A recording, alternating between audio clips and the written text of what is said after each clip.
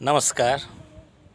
मैं डॉक्टर वैष्णव चरण मुखी, सहायक प्राध्यापक, काशी साहू महाविद्यालय, कोल्हान विश्वविद्यालय। मैं आज सदगति विषय पर चर्चा करूँगा। सदगति एक कहानी है जो प्रेमचंद ने लिखा है। जब हम सदगति के ऊपर चर्चा करते हैं तो सबसे पहले सदगति का अर्थ समझना जरूरी है। सदगति का अर्थ है सदगति, अच्छे की तरफ जाना, जिसको सदगति कहते हैं। सदगति का दूसरा अर्थ होता है स्वर्ग जाना। सदगति का विपरीत अर्थ है दुर्गति। तो इस कहानी में सदगति का अर्थ यथार्थ है या नहीं, यथार्थ में सदगति का नामकरण देना इस कहानी को यथार्थ होता है कि नहीं, इसके ऊपर हम चर्चा करेंगे।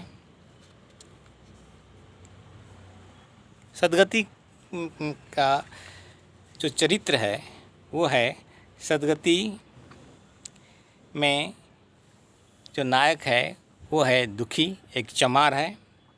झुरिया दुखी चमार की पत्नी और एक ब्राह्मण है, ब्राह्मण पंडित, और ब्राह्मण पंडित की पत्नी। प्रेमचंद युग सृष्टा हैं। जिस समय काल्पनिक, यारी, फैंटेसी, पौराणिक बौद्ध कथाएं, पौराणिक कहानियाँ का दौर चलता था, उस समय प्रेमचंद ने यथार्थ पर जोर दिया। यथार्थवादी लेखन के जरिए पाठकों का दिल जीता। जो चीज़ हकीकत में घट रही है उसको कहानी और उपन्यास के माध्यम से उजागर किया।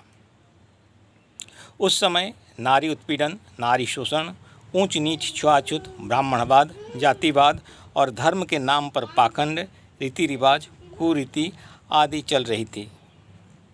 सदगति कहानी में प्रेमचंद अछूत चमार की आत्मवेदना का वर्णन करते हैं।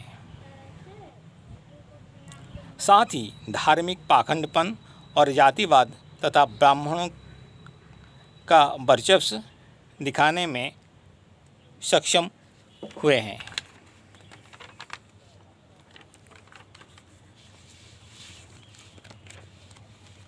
इस कहानी का सारांश इस प्रकार है।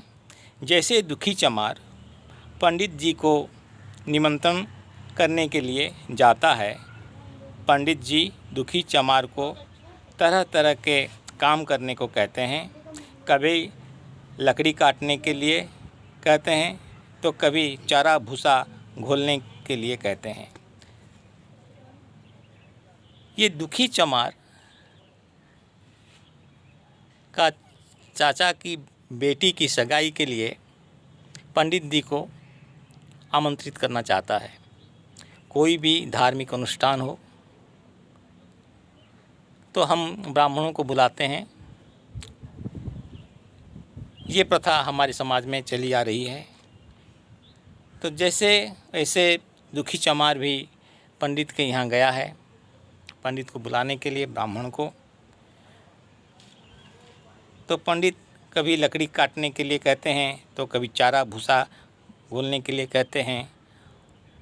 और सुबह से दुखी चमार कुछ खाया पिया नहीं था और वो भूखे प्यासे लकड़ी काटता रहा।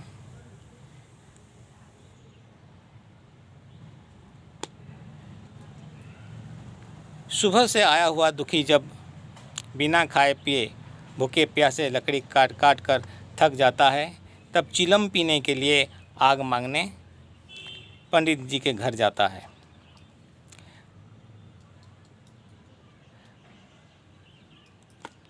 पंडित जी के घर घुसता है तो पंडिताइन आग बबूला हो उठता है।